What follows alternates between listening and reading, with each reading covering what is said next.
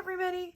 So this morning I want to show you how to make barnacles or barnacle looking type items. So a lot of times with barnacles, they come in different sizes. The ones that we're going to make are actually the ones where it's the leftover shell and it doesn't have the creature in it, because the creature actually sits inside that little hole. But we're going to make it so like once they've left their shell. So the first thing is pick whatever color you want. It really doesn't matter. I just took a little bit of the clay and then I rolled it into a ball. And while I was in the process of rolling it into a ball, that went ahead and conditioned my clay for me. So that works out good, right? And you can have a variety of sizes, and it usually looks more pleasing if you still have that odd number and if you have some different sizes that you add on in a little grouping. Okay, so I'm going to start with the big one first. So I've already rolled out a big ball of clay. Now I'm going to use my little tongue depressor. So I flattened the ball just a little teeny bit, and I'm going to use my tongue depressor and I'm going to add on the little lines on the side. So I'm just using the side of the tongue depressor to push gently into the clay. Now I already added on the little hole in the middle, and you can start with that, or you can do that as you add it on to the actual coral. It's kind of up to you.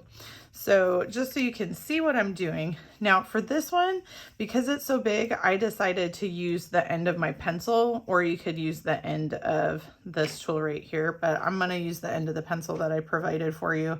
And I'm just going to stick it right in the middle and push down and then kind of spin it free, and it kind of spreads it out, right?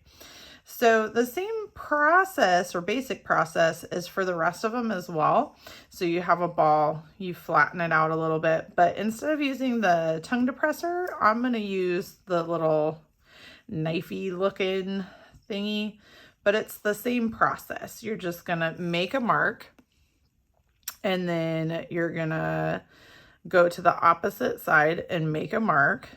And then you're going to divide that. So now you have 4 evenly spaced marks. And now I'm going to do in between each of those. So I'm just trying to add some texture and a spot for the clay to kind of want to split. So now that I have that little doodad, now if I use a pencil on this, I'm just going to squish it and I'm not going to see it. So I can use the tool I made for texturing the finger sponge coral, or if you happen to have a really small paintbrush, you could use the end of a paintbrush.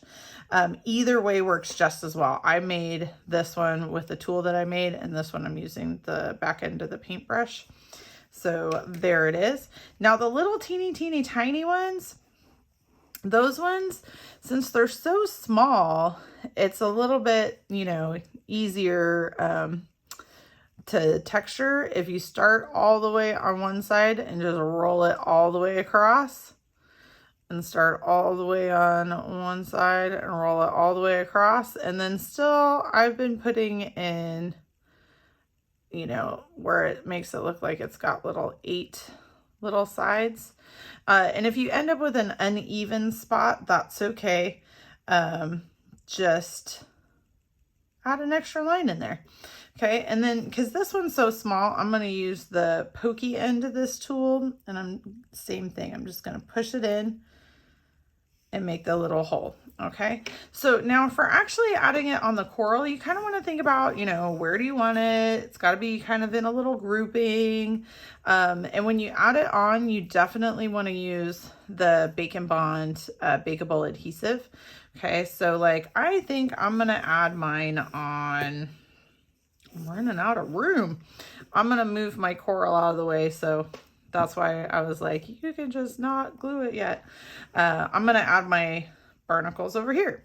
So I'm just going to take a little teeny drop of the glue and put it on the back here. And then whatever tool you use to make the hole, that's the tool you want to use to add it on. So I'm just going to stick that on there. So I'm just pushing a little bit. Oop, it popped off. That's okay. I've got a slight curve right here. So now I'm just going to use my finger to push it on just a little bit. I'm going to add my 2 big ones on first, and then I'm going to layer in some small ones. So I'm just going to stick it on the end of my pencil and then add on the glue. That seems like it would work better. Okay, so now I'm going to push it on there, and I'm just going to hold on to it a little bit so it'll pop off easy. I just want to make sure it's stuck real good. So then I used this tool for this one. So like I said, I'm just going to use the same tool that I used to make the little hole, add a little dab of glue, and then I'm going to stick this on here and wobble the tool back out. So you just kind of continue this process with all of your pieces. And if you get a little extra on, just kind of wipe it off. If you have a little paper towel next to you handy, that can be really useful too. So I think I'm going to put this one over here. So you can make little groupings with this. You can make a little line. There's all kinds of different things that you could do with your barnacles, but the main thing is just make sure they have a nice looking shape and add them in as a little grouping. They usually are not by themselves, so you want to make sure that you have the little grouping. You can fill in all those little teeny small spaces. So once you have all your barnacles made, and like I said, an odd number is good. And you kind of want, kind of a lot of them. So I have 1, 2, 3, 4, 5, 6, 7, 8, 9, 10, and I'll make this one. So I have the odd number, the 11. That's probably the minimum that you want to make. If you want to make more than that, that's cool, but I wouldn't make too much less than that. All right.